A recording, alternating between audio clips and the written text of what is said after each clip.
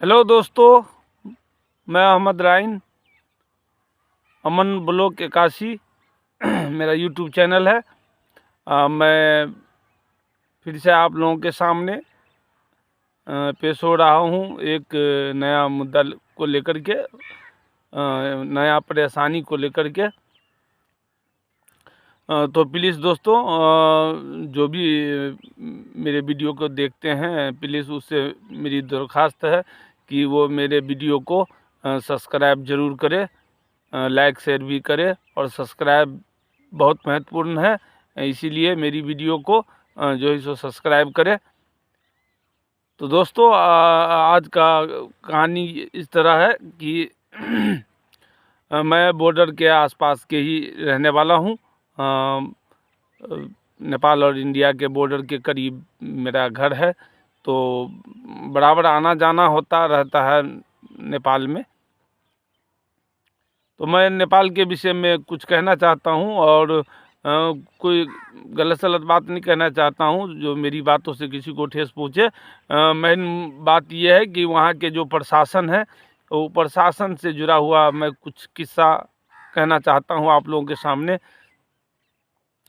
असल में भाई, मसला क्या है कि नेपाल में हम इंडिया वाले अगर एंट्री करते हैं तो एंट्री करने के समय जो है सो हमसे वो भंसार का कागज़ मांगते हैं। जो नेपाल में जब हम इंडिया वाले एंट्री करते हैं तो भंसार पुलिस वाले जब मिलते हैं तो भंसार का कागज़ पूछते हैं कि भंसार का कागज़ कहाँ है। तो सबसे बड़ा समस्या क्या है कि भंसार मेरे इलाके में एक तो या तो मारर भंसार है, जहाँ भंसार काटा जाता है, और दूसरा पश्चिम में है जट्ठी, तो जट्ठी में काटा जाता है। तो मेरे हिसाब से मारर और जट्ठी के बीच में कम से कम तो 40 किलोमीटर का जो है सो फासला है। 40 किलोमीटर का लगभग फासला है। तो अगर वो 40 किलोमीटर के बीच का लोग अगर नेपाल में एंट्री करते हैं, तो नेपाल में एंट्री करते हैं तो कहाँ से लाएंगे वो? या तो अगर बीच के हैं तो 20 किलोमीटर पूरब आए या 20 किलोमीटर पश्चिम जाए और वहाँ से भंसार कटाए और उसके बाद एंट्री करे नेपाल में। तो पहले इस तरह से व्यवस्था नहीं था नेपाल का। नेपाल का व्यवस्था बहुत टॉफर था, और नेपाल हम लोगों का तो जो है सो एक तरह से कहिए तो रोटी बेटी का जो संबंध है नेपाल से, और हमेशा से रहा है। तो पहले इस तरह का मसला मसाइल नहीं था नेपाल जाने में, जिस तरह का मसला मसाइल अब जो है सो खड़ा हो चुका है। पहला बात तो मैं मोटरसाइकिल वाले के लिए कहना चाहूँगा कि अभी इस वक्त जो है सो नेपाल में एंट्री करना जो है सो बहुत मुश्किल है। कागज़ पत्र तो रहना चाहिए, ये कोई गलत नहीं है। कागज़ अगर लाइसेंस अगर खोजता है तो ठीक है, हेलमेट तो वो भी ठीक है, ऑनर बुक वो भी ठीक है, उसका कानून है। कानून का जो प्रोसीजर है वो तो मांगेगा ही, उसमें किसी को दिक्कत नहीं होना चाहिए, न उसका कोई विरोध करना चाहेगा। मेन मसला क्या है कि मैं बताया हूँ कि जहाँ भंसार कटती है तो भंसार की दूरी एक जगह से दूसरी जगह 40 किलोमीटर का लगभग जो है सो दूरी है। तो इस बीच में भंसार कटने का कोई रास्ता नहीं है। तो बताइए आप लोग, जो कैसे भंसार कटाया जाएगा और कहाँ से भंसार कटाया जाएगा? अगर भंसार नहीं कटता है तो उसके साथ बहुत बर्बरता होता है आजकल नेपाल में, बहुत ज़्यादा, बहुत बर्बरता। इसलिए कह रहा हूँ मैं कि मैं कुछ दिन पहले भी गया था तो मेरे साथ भी ऐसा ही हुआ। तो मेरे यहाँ तो कोई भंसार का हिसाब किताब नहीं है। मारी काफ़ी दूर है यहाँ से, हमारे यहाँ से घूम के जाते हैं 15 किलोमीटर है, और जो है सो जट्ठी तो काफ़ी दूर है।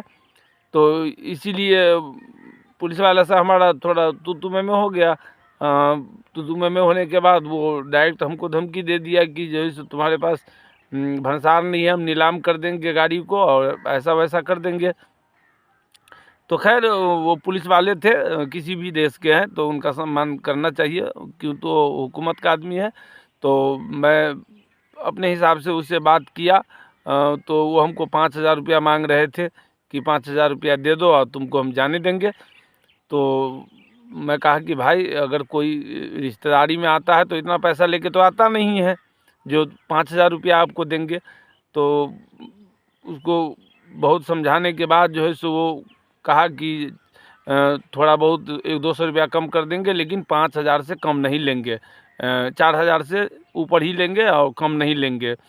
काफ़ी देर हमको 3 घंटा बैठना पड़ गया वहाँ पे। 3 घंटा बैठने के बाद जो है सो जैसा भी हुआ पैरवी पैगाम के द्वारा जो है सो कुछ ले दे के जो है सो मामला टल गया और मैं जो है सो वहाँ से चला आया। तो मैं बताना ये चाहता हूँ कि नेपाल सरकार को चाहिए, जो भी कानून है नेपाल का मैं आदर और सम्मान करता हूँ। अपना अपना देश का अपना कानून होता है, तो मैं आदर सम्मान करता हूँ।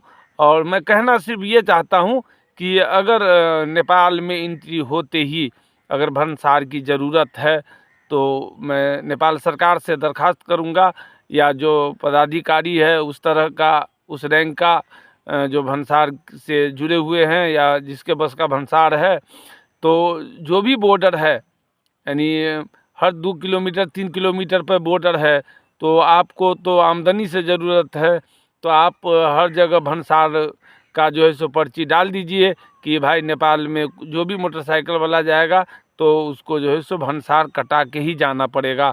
और जब भंसार जैसे इस बीच में आपको बताऊं कि महुआ है, महुआ के पास भंसार है। उसके बाद जो है सो आप मेहनातपुर चले जाइए, मेहनातपुर के बाद जो है सो आप दूबी चले जाइए, दूबी के बाद जो है सो आप हरने चले जाइए। तो ये 4 जगह है।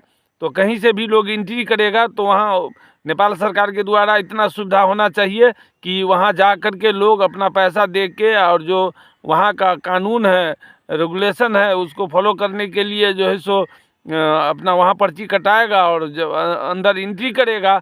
तो इस सब में कोई व्यवस्था नहीं है। जो मैं 4 जगह का नाम बताया हूँ आप लोगों से, तो ये चारों जगह कहीं भी इस चीज़ का व्यवस्था नहीं है, लेकिन वहीं का पुलिस मांगता है कि भंसार चाहिए। तो आप बताइए कि कहाँ से लोग भंसार देगा, जब जिस रास्ते में भंसार कटता ही ना हो और एक जगह से दूसरे जगह भंसार कटने में 40 किलोमीटर का दूरी है, तो लोग कहाँ जाएगा कटाने के लिए और नेपाल में किस तरह से एंट्री करेगा। मान के चलिए कि हमारे देश में आते हैं नेपाल के लोग, गाड़ी से आते हैं, उसको तो भंसार की ज़रूरत नहीं है, लेकिन खैर वो तो देश देश का मामला है, मैं उसमें नहीं पढ़ना चाहता हूँ। किस देश के लिए कितना छूट है वो तो खैर वो देश देश की बात है। तो वो अच्छा बात है कि अगर वो आते हैं हमारे देश में उसको कोई भंसार नहीं लेना पड़ता है, तो उसके लिए उनके लिए बहुत खुशी की बात है। तो उसी तरह मैं भी जो नेपाल के जो उस विभाग से जुड़े हुए लोग हैं, तो मैं दरख्वास्त करना चाहूँगा कि एक पर्ची तो काटना है, तो भंसार का जो अगर इस तरह का नियम लागू है तो हर भंसार के पास जो पुराना से भंसार रहा है, जैसे महुआ भंसार रहा है, मेहनातपुर रहा है, उसके बाद जो है सो धूबी रहा है, हरने रहा है, तो इस सब जगह जो है सो उपलब्ध हो जाए आसानी से भंसार, तो लोग कटा के ही जाएगा।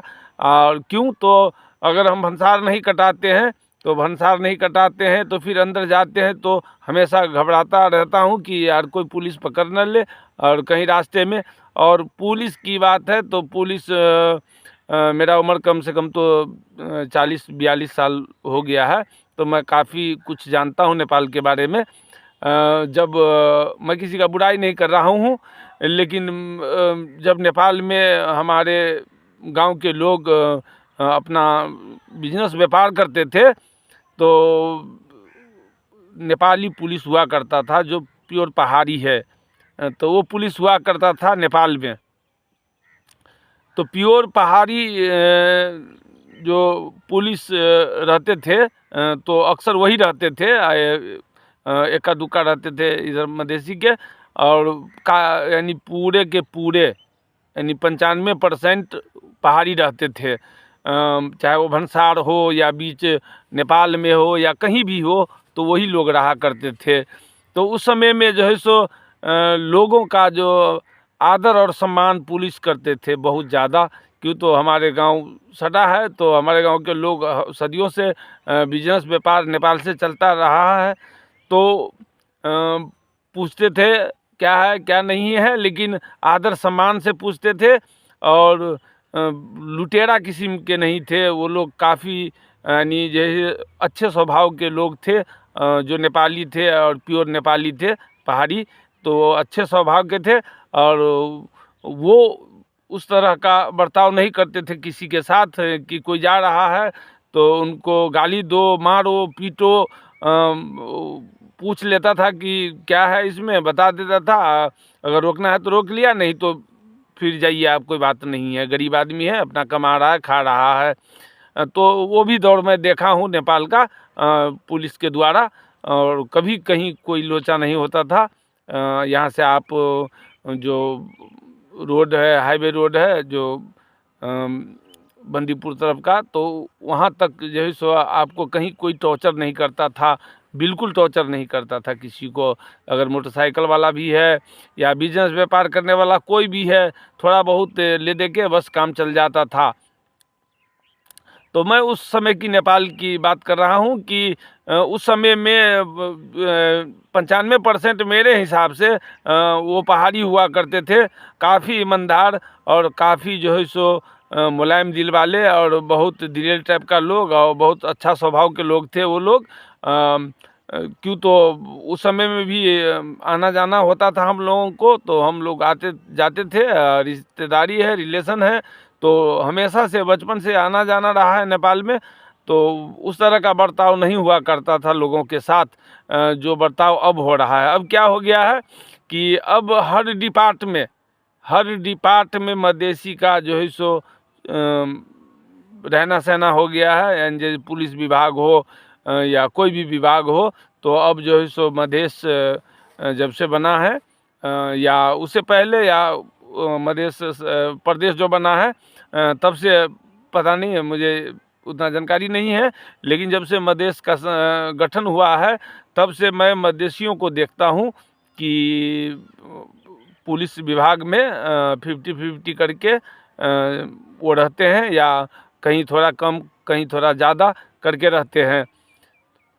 तो ये लोग क्या करते हैं कि अगर वो कोई भिखमंगा भी अगर कोई भीख मांग के ले जा रहा है, तो इतना स्तर गिरा हुआ है उन लोगों का कि भिखमंगा अगर भीख मांग के अगर एक मोटा सामान ले जा रहा है या एक बोरी सामान ले जा रहा है, उस भिखारी को भी 50 रुपया देना पड़ता है उस भीख को ले जाने के लिए। अब अंदाज़ा कर सकते हैं, मैं किसी के दिल को ठेस पहुंचाना नहीं चाहता हूं और न मेरा मकसद है ऐसा, लेकिन मैं अपने अनुभव के अनुसार कहना चाहता हूं कि जो पहले का जो पुलिस से नेपाल में जो प्योर पहाड़ी हुआ करते थे, वो आम लोगों को मान सम्मान के साथ जो है सो जाने देते थे, आने देते थे, और कोई तरह का कोई गलत भेदभाव या गलत किसी तरह का कोई जो बर्ताव नहीं किया करते थे।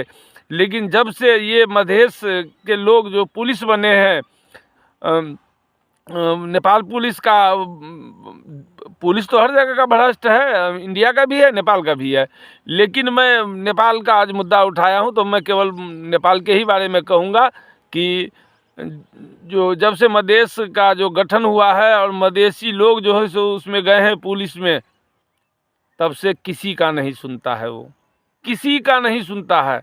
एक ही बात आपको बोले हैं कि भाई अगर भिखारी भीख मांग के अगर एक मोटा ले जाए या एक बोरी ले जाए, तो उस भिखारी को भी 50 रुपया दे के ही जाना पड़ेगा। अंदाज़ा कर सकते हैं कि एक पहाड़ी को हटने से मधेसी को मधेसी से फ़ायदा होना चाहिए। अगर कोई क्राइम करता है तो उसको पकड़ो, कोई अगर देश विरोधी अगर सामान ले जा रहा है तो उसको पकड़ो, उसको जो सज़ा है उसको सज़ा दो, उसके लिए स्वतंत्र है आप। लेकिन अगर कोई मिर्ची ले जा रहा है, कोई लहसुन ले जा रहा है, कोई प्याज ले जा रहा है, कोई आलू ले जा रहा है, कोई कुछो सामान, यानी जितने भी जीवन में आदमी को ज़रूरत पड़ता है खाने पीने से लेके रहने सहने के लिए, तो सारा सामान तो जाता ही है इंडिया से। तो अब कोई भी ऐसा बिजनेस नहीं है नेपाल का जिसमें नेपाल का पुलिस महीना न लेता हो। एक लहसुन वाला, एक प्याज वाला जो एक बोरी लेके रोज जाता है, उनसे महीना बांध देता है कि तुमको 1500 का महीना या 2000 का महीना देना पड़ेगा। अब अंदाज़ा करिए कि एक गरीब आदमी जो 300-400 रुपया कमा के आएगा, महीना में 2000 रुपया उसको कहाँ से देगा? और नहीं देगा तो उसका बिजनेस बंद है, वो बिल्कुल जा नहीं सकता कहीं से। और उसके बाद भी क्या है कि इंडिया में तो समझते हैं कि ये पुलिस है, ये दरोगा है, और ये एसपी है, ये डीएसपी है। तो एक थाना के अंतर्गत जो है सो आपको पुलिस का गाइड रहता है। इंडिया में एक थाना के अंतर्गत एक पुलिस का गाइड रहता है, दरोगा का गाइड रहता है, एक थाना का गाइड रहता है। तो इतना तो समझ में आता है। लेकिन नेपाल में अगर आप इस पुलिस वाले को पैसा दे के चले गए, इस चौकी वाले को पैसा दे के चले गए, तो घबराइए मत, आगे जाके आपको फिर पकड़ेगा। कहेगा कौन पकड़ा है? ये हमने तो उसको थाना वाला को पैसा दिया, तो ये प्रहरी वाला है, अब उसको दीजिए पैसा। उससे भी आगे निकलिए आप। मैं कोई बिजनेस नहीं करता हूँ, न मैं कभी बिजनेस किया हूँ इंडिया नेपाल वाला, न मैं कोई इरादा रखता हूँ ऐसा करने का। लेकिन मैं जो गुजरता है वो बात बता रहा हूँ कि जो आप प्रहरी के वहाँ जो है सो प्रहरी के पास गए, प्रहरी थाना पैसा ले लिया, उसके बाद रोकेगा आपको कि हम प्रहरी वाले हैं, अब वहाँ पैसा दीजिए। उससे भी आप अगर छूट गए फिर पकड़े जाइएगा कहीं ना कहीं। ये कौन है? तो ये घुमौआ पुलिस है। यानी नेपाल में अंत नहीं है कि कौन सा पुलिस कब क्या पकड़ेगा आपको। इस तरह का हालात नेपाल का हो गया है। भले मधेश बन गया हो, मधेश बनने के बाद जो है सो स्टेट बनने के बाद लोगों के मन में ये उत्सुकता जगा होगा कि अब हमारा मधेशियों का मधेश बन गया है, तो उससे रोजी रोटी तो मिलता नहीं है किसी को, चाहे मधेश बन जाए या प्रदेश बन जाए।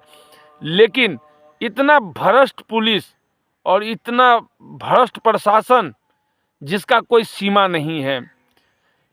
इंडिया में तो हम समझते हैं कि ये थाना का ग्राउंड है, थाना का इर्द गिर्द में अगर पकड़े जाएंगे तो एक दरोगा पकड़ लिया, छोड़ दिया, भागो, खलास करो, अब आपको कहीं कोई पकड़ेगा उगड़ेगा नहीं। लेकिन नेपाल में जब से मधेश का गठन हुआ है तब से जाल बिछा दिया गया है पुलिसों का। और पुलिस लोगों को सहायता के लिए होना चाहिए, तो पुलिस बैठा है कहाँ? अरहर के खेत में, खेसारी के खेत में, सरसों के खेत में, गेहूं के खेत में, वहाँ बैठा है। ये ड्यूटी है उसका।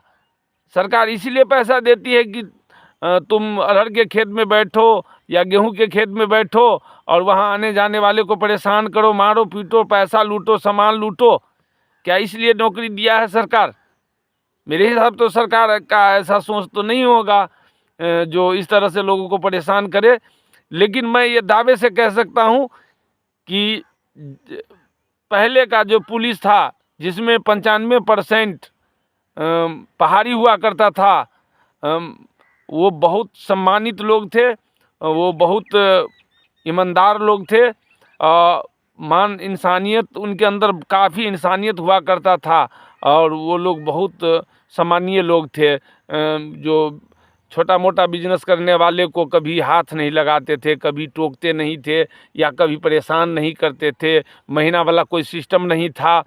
लेकिन अब तो जीना मुहाल हो गया है, छोटा बिजनेस करने वाले को जीना मुहाल कर दिया है। अगर शादी विवाह में अगर कपड़ा ले जा रहे हैं उसमें भी 2000 रुपया दे दीजिए उसको, एक तो इंडिया वाला पकड़ लेता है उसको, और इंडिया से अगर चला भी गया तो नेपाल वाला पुलिस पकड़ लेता है।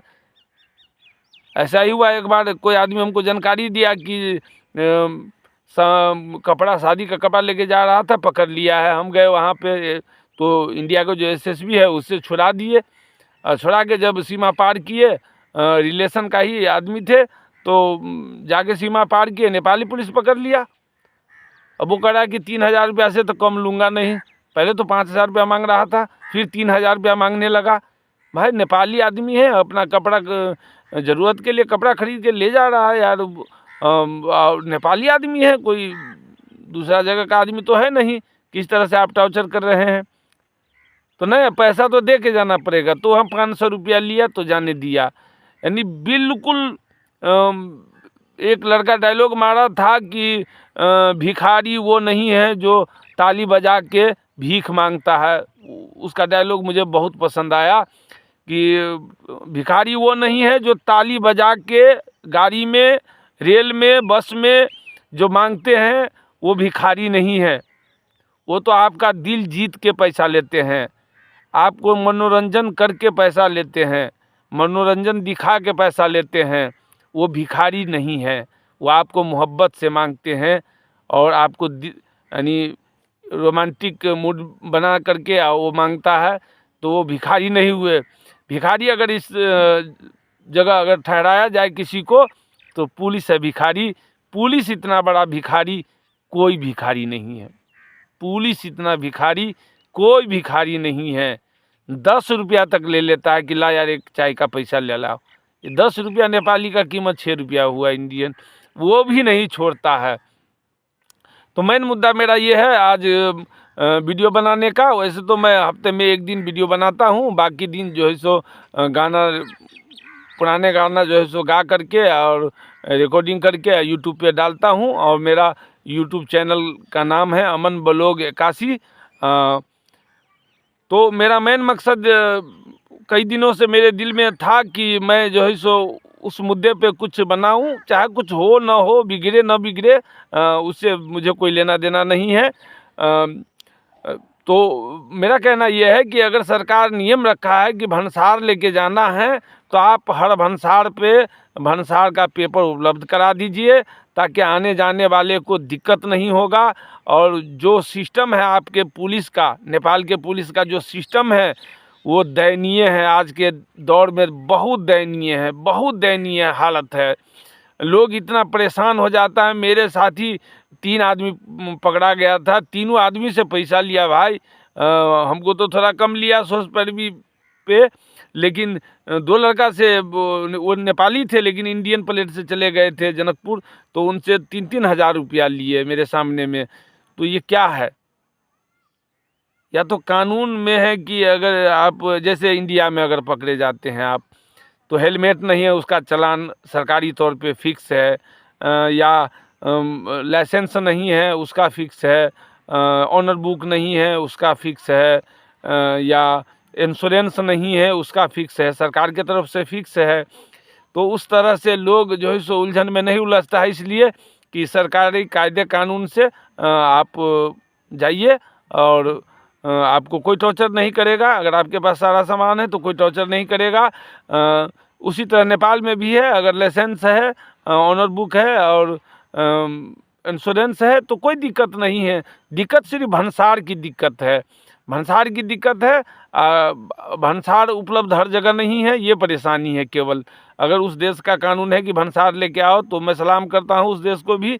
क्यों? तो ये उस देश का अपना कानून है, तो मैं उसको अच्छा ही कहूँगा। तो सिर्फ मैं ये कहना चाहता हूँ, जो नेपाल के जो प्रशासन है या जो कर्मचारी है, जो या जिसके विभाग में ये सब आता है, गृह मंत्रालय या जहाँ जिस विभाग में भी आता हो, मैं उससे निवेदन करना चाहता हूँ कि हर भंसार पे आप जो है सो भंसार काटने का अधिकार दे दीजिए, वहाँ आदमी बैठा दीजिए। क्यों जाएगा कोई जो है सो नेपाल में बिना भंसार का गाली सुनने के लिए, मार खाने के लिए या लुटाने के लिए? कोई हिसाब किताब नहीं है, कितना पैसा कौन मांगता है पुलिस वाला। और आपको तो हम बता ही दिए हैं कि एक समय मैं वो भी देखा हूँ कि लोग इस चीज़ को, जो नेपाल के पुलिस थे वो माइनस करते थे इस सबको, या टोकरी में ले जा रहे हैं या बोरा में ले जा रहे हैं, बिल्कुल माइनस करते थे उस चीज़ को कि उसको ज़रा सा भी नहीं टोकते थे, नहीं रोकते थे।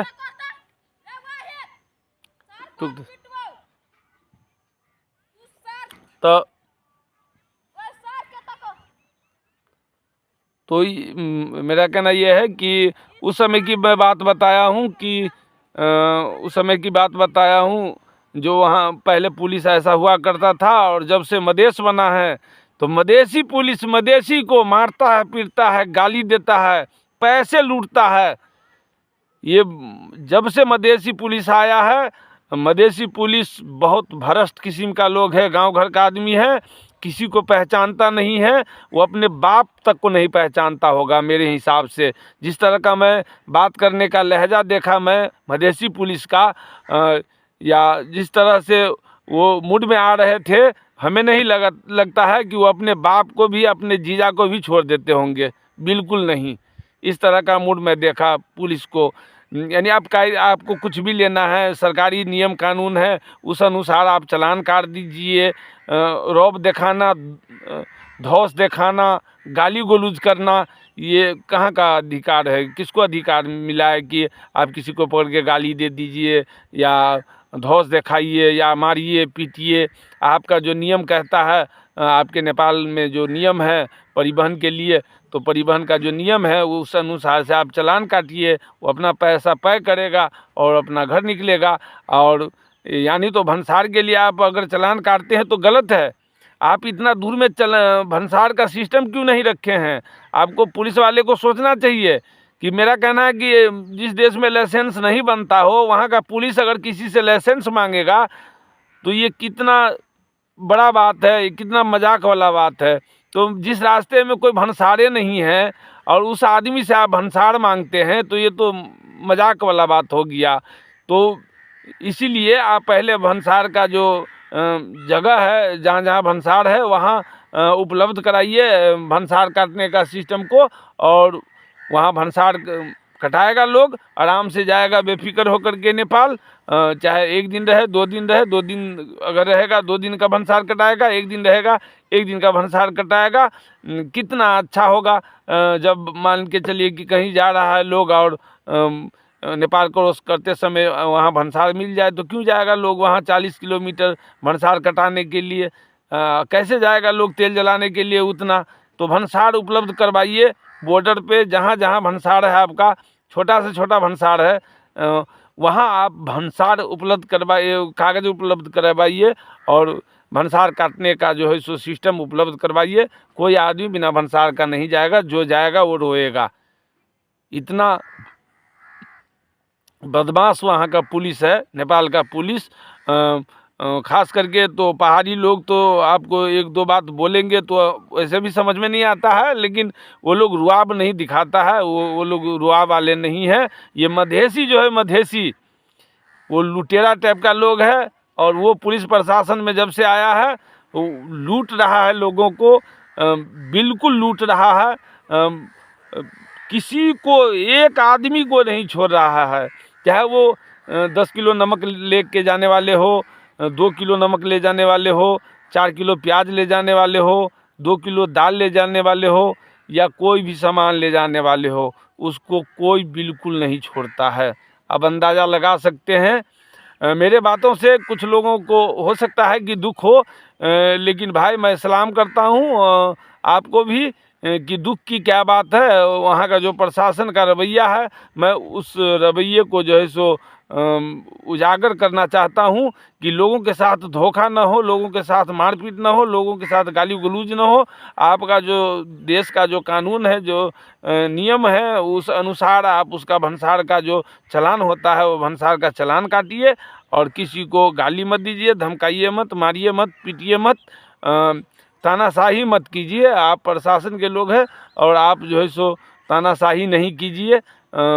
क्यों? तो आप भी किसी का बेटा है, आप भी किसी के बाप होंगे, किसी का भाई होंगे, तो इसीलिए किसी माँ को जलील नहीं करना चाहिए, किसी भाई को जलील नहीं करना चाहिए। आपका जो नियम कहता है, नियम के अनुसार चलिए, मेरे कहने पे मत चलिए। आपका जो देश लेवल का जो नियम है उसी अनुसार चलिए। लेकिन छोटा छोटा जो बिजनेसमैन है, जो 10 किलो आलू लेके, 10 किलो बैगन लेके, 10 किलो प्याज लेके जाता है, कम से कम उससे तो शर्म कीजिए कि उसकी हालत कैसी है। जो 10 किलो ले जा कर के वो बिजनेस व्यापार करता है और उससे आप 10 रुपया लेते हैं। आपसे बड़ा भिखारी कोई नहीं है, कोई नहीं है आप जैसा भिखारी। और इसी धरती पे आपको चाहे जितना भी भ्रष्टाचार कर ले, आज भले दिल में आता होगा कि नहीं इस पैसे में बहुत मज़ा है, लेकिन अगर रुला करके, कना करके और आंसू बहा करके अगर किसी गरीब से अगर पैसा लेते हैं, वो पैसा का सारा लेन देन आपको यहीं निकल जाएगा। चाहे जिस भी स्तर से निकले, बीमारी के स्तर से निकले या दैविक स्तर से निकले या जैसे भी निकले, खाने में अच्छा लगेगा लेकिन निकलेगा ज़रूर। इसीलिए छोटे मोटे बिजनेस, जो सब्जी साग का बिजनेस करता है, बड़े बड़े बिजनेसमैन तो सोना लेके ऐसे ही निकल जाते हैं। कोई आदमी अगर गलत चीज़ लेके जाएगा तो कोई बोर्ड भंसार पे होके जाएगा, नहीं ना जाएगा। भंसार पे वही आदमी भंसार होके जाता है जो खाने पीने का सामान होता है, जो सही सामान होता है, जो हमारे जीवन शैली में पेट में जाता है, खाने पीने का सामान होता है, वही चीज़ लेकर के लोग भंसार होके जाता है। तो इतना ध्यान जरूर रखिए कि भंसार होके जाने वाला चोर नहीं होता है।